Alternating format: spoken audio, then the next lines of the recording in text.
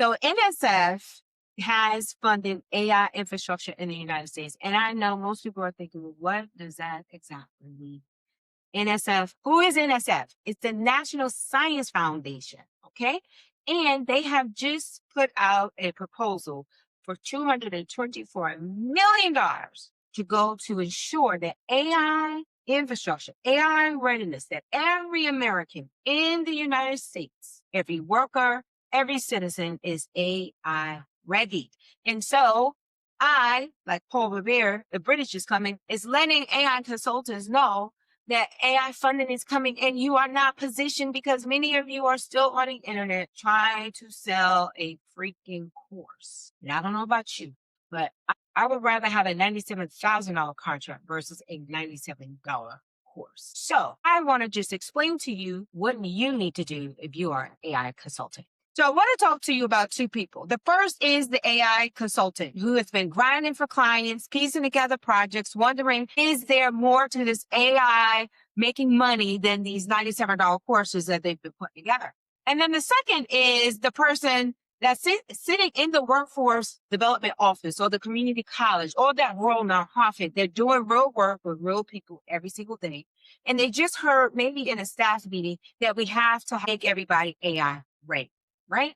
But the question is, how do we do that? Both of these people are about to find out that, yes, the federal government just funded and built a $224 million program designed around the exact gaps that they're standing in right now. Now, the truth of the matter is they're standing in a gap and they may not even know it. Why? Because NSF, federal government, is like way up here. It's like the Eiffel Tower, way up there. And they're screaming down, hey, states, you guys, there's money. There's things we need to do around AI. We want to run the AI economy. So we need your help, you guys. We need your help. And so now states are scrambling. Okay, we're going to get this $1 million a year, which is not a whole lot of money, but it's enough to grease the wheel and get this thing moving. And so here is the version of the program like that no one is explaining. Number one, every state has a workforce system. Every state has a community college system. Every state has a small business network and government infrastructure that already exists right now. But none of them are coordinating around AI. None of them are talking to each other about it in a real way. That's why NSF is funding one organization in every single state to force this AI conversation and to sit in the middle of all of those systems to connect them. They are calling it the coordination hub. Universities and nonprofits with statewide reach will lead these hubs. But here is what those universities and nonprofits cannot do on their own. They cannot walk into a small town in rural Missouri and actually help a workforce program or a small manufacturer or a community health worker use AI. So the coordination does not equal implementation. And that is the gap. That gap has a name, ladies and gentlemen. And I call it opportunity. So let's think about what it takes to actually move a community that has been left behind into an economy that is moving so freaking fast, right? AI is morphing by the freaking minute, if not the seconds, right? So you're not going to be able to move the communities that have been left out into this fast moving lane with a brochure or a flyer. And you're not going to be able to move it with a plan that's just living in a binder. So what it actually takes on the ground in real time with real people is what NSF answered in their funding, TechAccess AI Readiness Funding Opportunity. And it lands with 5 responsibilities. Every hub must deliver on. Now, let's talk about that. First, someone has to map every single AI resource in the state and make sure that a single mother in a rural county can find it and actually access it. That's different. It's one thing to know it's there and another thing to actually be able to use it. That is by creating the AI learning resource narrator, one responsibility of the hub. Second, someone has to build a statewide strategy that actually names the real gaps, not the ones that look good in a proposal. And that will happen through creating a statewide AI readiness strategic plan. So the states, whoever is leading, is going to have to put together some very careful thoughts. But they're also going to need to know, what are the barriers? Where is this stuff? What is happening? And hey, that's why this video is created, to help those that are writing these hub proposals, to help you figure out, how do we actually make this thing work. Third, now this is the part you need to pay attention. Someone actually needs to show up to deploy AI in organizations that haven't ever used AI before. Hello? This is what AI deployment support looks like. And that is where the body of credentialed professionals or practitioners actually live, in the AI deployment support or the AI deployment corps network. Fourth, someone has to connect workers to pathways that do not start with prerequisites, because those are usually designed to exclude the people who need them most. And that's why the creation of the AI readiness training and capacity building was created as a responsibility of the hub. And last but not least, if someone has to sit inside the sectors, right, that actually employ people in that state, industries like agriculture, healthcare, manufacturing, to make sure that AI adoption actually happens and reaches the workers in those industries. Now, that's what we call coordination within priority sectors. So you see, there are the same 5 responsibilities happening in every single hub, no exceptions. Now, behind every one of these responsibilities are gaps, and that is what the hub cannot fill by itself. So I want you to picture a workforce case manager. She has been doing this job for 11 years. She knows every program in her county by heart. She knows which ones have wait lists, which ones require a card to get to, which ones will disqualify a participant for earning $50 too much over the income. She understands the programs. Now, if we were to ask her, where are the AI training resources in her respective state, she wouldn't know that, right? Not because she's not doing her job, but because nobody has built that map as of yet. Of course, you could probably go search on Google, that would be everybody's first response. But who wants to look at a Google sheet with some random names that she doesn't even know how to place? She has no frame of reference what an AI consultant is, let alone one with any kind of specificity in vibe coding, agent building, or workflows and automations. So it means nothing to her because she has no frame of reference. So this is a huge education curve for everybody within the systems that are named as its implementation partners. So if you are in workforce systems, American Job Centers, it is your responsibility to start to learn what AI readiness could look like, so that you are not the barrier or the bottleneck to ensuring that the AI adoption is accelerated in your respective state. Now, here's the part that should make every AI consultant pay attention. Someone has to build that map. Someone has to make sure it actually reflects what exists in rural counties and underserved communities, not just what is visible from a flagship university campus. That someone is not in the hub budget. They are in the partners network. Now, that is very important to understand. So NSF was direct about this. 3 priorities. 1, we want to strengthen coordination. Okay. We got to get better on that. We got to make that strong and solid. 2, we have to leverage what is already there. Leverage the existing networks. Let's build upon, let's not reinvent the wheel. And then last, and this is the one that matters most, is identify and address the gaps. Yep. The gaps that must be filled in order to advance AI readiness. So when the White House put their AI action plan together, clearly they knew we have trainings and we have this funding available, but clearly based on unemployment rates and or poverty rates, there is something that is not connecting. And I think the people on the top understand this very clearly. That's why for you guys that are applying for your hubs, you need people like me, people from our AI deployment corp that understand what is happening on the ground, but then also understand systems and how to navigate those systems.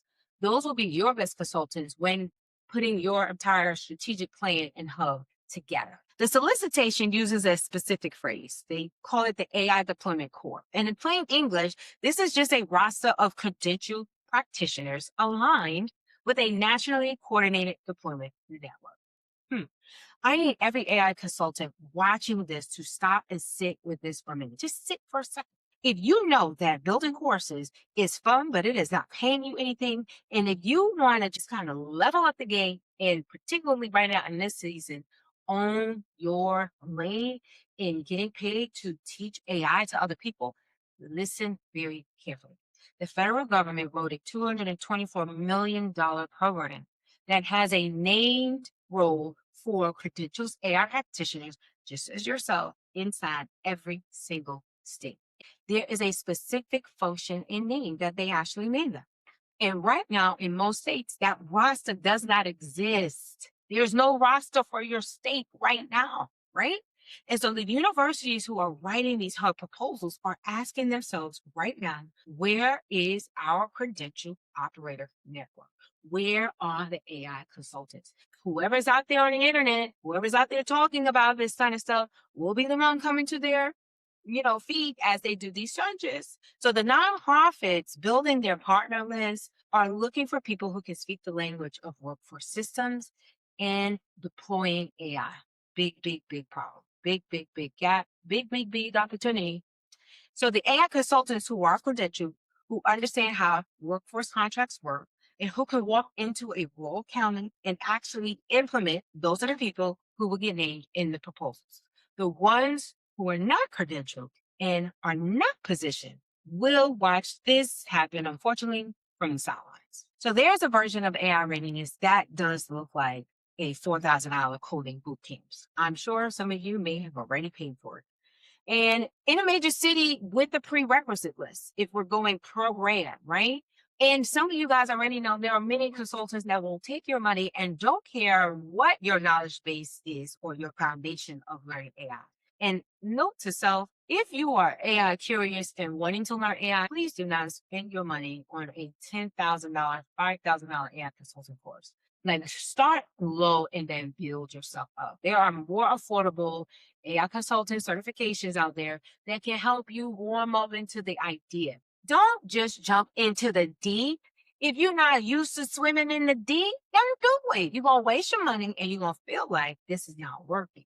When in fact, it's working for a lot of people. And if you want it to work for you, let's use some wisdom and despise not the day of small beginnings. Now, getting back to our $4,000 boot camp, or our $4,000 coding boot camp with this major prerequisite list, it feels like there's a big bouncer at the door. Like, here is the major gatekeeper to accessing this information, which is why this initiative is so important.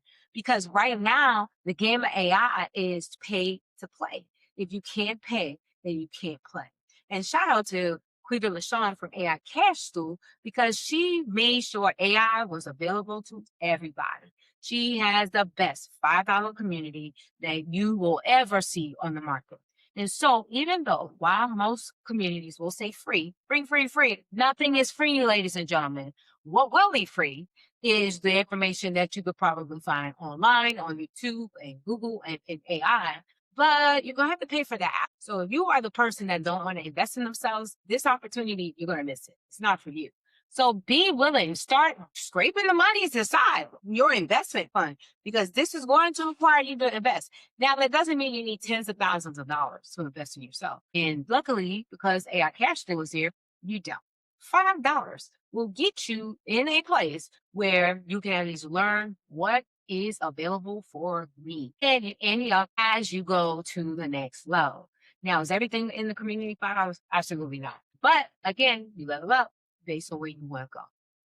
So the version that gets funded is usually, maybe the $4,000 coding bootcamp. Definitely. And it will serve the people who are already on their way to the top, clear. However, it will also leave many people in the same situation that they start.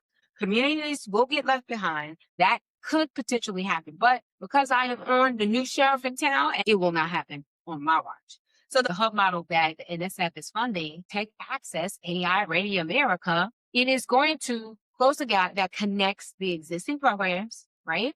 And expands the access and actually builds flexible pathways through what we call micro credentialing. That's just like small micro classes, small badges, learning along the way.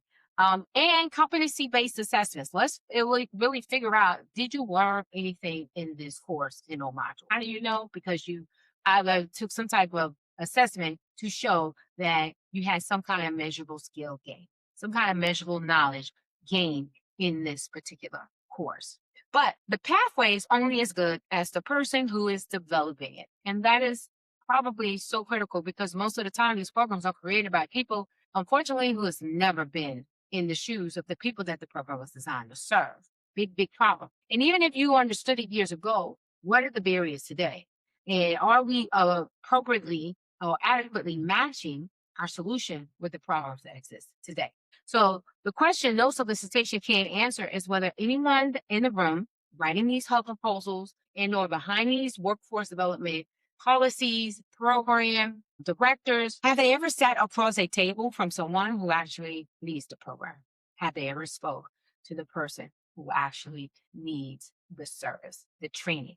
Someone who shows up at 9 a.m. on Monday without childcare and needs to qualify for that program by Friday. That is what we're talking about. Acceleration, fast movement. That can qualify a mom on a Friday that walked into the office on the Monday and have her in a class enrolled that very next week. With AI, we should not be taking weeks to qualify and or enroll people who are interested in taking AI to the next level. So operators and partners who bring that ground level knowledge into hub proposals aren't just adding diversity, they're adding accuracy. And that is the difference between a plan that works in theory and one that actually works in real life. So every hub has to identify the critical economic sectors in their state, and they have to build AI adoption strategies around them. And that would include everything from agriculture, manufacturing, healthcare, energy, education, etc. So here is what that would mean for an AI consultant trying to position themselves for an opportunity right now. So generic AI services are not the play. Don't just say I'm an AI consultant. It means nothing. AI consultant means nothing. What is your specificity, right? Where are your badges that shows mastery in specific areas, right? The hub applicant in a rural agricultural state, they don't need someone who teaches prompt engineering to tech startups. They need someone who understands how farm labor is documented, right? How rural healthcare is funded, or how small manufacturers make decisions about technology adoption. So if you have that knowledge from a prior career, from a community you grew up in, from work you have already done, that knowledge is worth more than any certification is right now. Okay. So a word from the wise is choose your sector before you just throw your money into AI consultancy. So choose your sector, find your sector, and then build your positioning around your sector. That is what gets you named in a proposal before the funding table is actually set. So this is the part that keeps me circling the block, sounding the alarm, and I'm going to be on this block for a real long time. Because what the hubs document, what they prove works, and what they prove does not work will shape the national strategy for all 56 states over the next 3 years. That means that communities and practitioners who show up now, show up early, who do the work before it's comfortable, who produce the outcomes in places that have historically been overlooked, will influence how this entire initiative takes shape. That's pretty major. Virginia is in my state, right? And I am here watching what happens next. How are we going to ensure that AI readiness is in every rural community in the state of Virginia? And you should be thinking about the same thing in your respective states. Now, I am tracking who's going to get named in the hub proposals, whether rural communities are actually in the plan, and whether the operators being deployed look like the communities they serve. Because I'm on my job. And I'm going to tell you what I see. And I'm going to bring it back. I'm going to share the updates every round, every state. I got my eyes on. And so if you are down with that information and want to follow this $224 million and see if in fact it comes to you, then you need to like, subscribe, share, and turn on the notifications so you can be the first to know when I drop a new video. So 3 rounds, ladies and gentlemen, 3 rounds of funding. July 16th actually is when the first rounds of proposals are due. I don't know when they will be funded. Hopefully 30 days. That would be kind of quick. But you can expect within 90 days max, the first 10 rounds are going to be announced. 20 rounds are going to be announced in round 2. And then the final 26 rounds will be funded in round 3. So notice they just didn't fund all 56 right away, because I'm sure they probably knew all 56 states will not be at a place in July to submit the first proposal. It gives the slower states opportunities to get it in. But needless to say, every state will eventually have a hub. And the question is, what kind of hub will they have? Because all hubs will not be created equal. However, if you are tuned into this channel, you will know what your state needs to be doing and can hold your state accountable to ensuring that it is done right. Because I'm going to tell you what it is and what it needs to be, and nothing less, right? Because we want to make sure that every American, particularly those that have been left behind, is not left behind in this AI wealth way. And that, ladies and gentlemen, that's a promise for me. Hopefully, is a promise that you'll make to your community as well. So all hubs are not created equal, right? And to me, the hub is just as good as the partners at the table, the people that's out there creating it. And I'm going to help everybody out. I'm going to help y'all out. Because the hub that's built on paper, right, with just partners listed, but they're not engaged. They got an AI deployment corp that exists in the proposal that they wrote, and nowhere else. It's not real. And even if you submit something on paper, let's understand the intent and the spirit behind the money and behind the coordination. The goal is not just to submit some fancy paper with fancy words. AI can help you write it down. No one is impressed with how fancy your proposal will sound. Now, how you impress people is by the impact your coordination makes around AI. So somewhere, somehow, somebody has to evaluate the effectiveness of all of this work being done, particularly if you have programs or industries like workforce development putting out millions of dollars funding AI. Certainly, we should have somebody ready to work in these jobs. There's so many jobs out there right now that's looking for AI skill, and most of them are high level. But the small businesses, they are struggling. They're trying to catch up themselves and not be left behind. So, we are all learning in this AI learning curve right now. However, the hub that is built on paper with partners listed but not engaged, those with a deployment course that exist in the proposal but don't exist nowhere really elsewhere in the world, they just on paper. That is the hub that will spend the 3 years explaining why the money did not move, right? And why the people did not move, and why AI coordination. So let's be clear. With this state hub coordination, there are going to be some winners and there are going to be some losers. There are going to be some overachievers and there are going to be some average, just whack states. Just don't let that state be you. Because I'm going to do all I can to make sure Virginia shows up as the high performer in this whole entire AI readiness. In fact, that's the challenge. Come on, VA. VA, we will lead and be the leaders. Why? Because I'm here. I'm here. Now, all my AI consultants listening, if you want to make that pledge, come on, let's get your state ready. Let's get your state on the map. Let's get you coordinating. Let's get you understanding what this opportunity is, so you can start going to fill those gaps in your respective area. All right? Because hopefully, if you didn't do good on round one and you got a plan for round two, don't give the money on round three.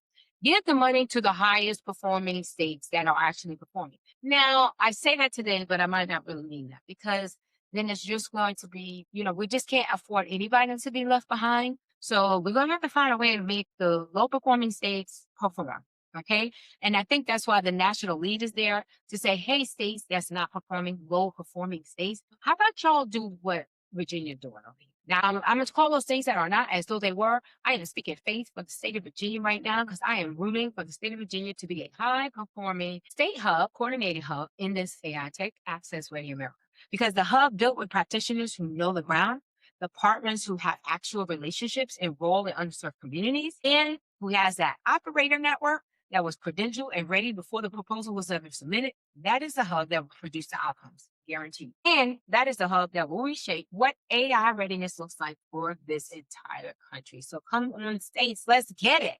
I don't know about you, but I was rooting for Virginia. But guess what? I'm rooting for any state leader, any hub that is out there that says we will win. We will thrive in this AI economy. Period. In the story. The difference between the two hubs is the people who showed up before funding, the people who was prepared, the people who, like you, right now, watching this saying, let me see, how do I get involved? The people who take the next step, the people who get involved in the hub's coordination efforts, strategic planning. These are the states that's going to be high performing, but mostly what is high performing? These are the states who people in the respective states, in the respective cities, counties, in every home will win. And that's the intent. Every American wins with AI. So again, if this content was helpful, I want you to like, subscribe, share, turn on your notifications. And if nothing else, take position for the opportunity. Join me on Thursdays for the AI Hair Skills to Contracts live weekly training, where I show you as an AI consultant how to prepare yourself for an opportunity like this. Because they say opportunity knocks. And in this case, it's knocking real out.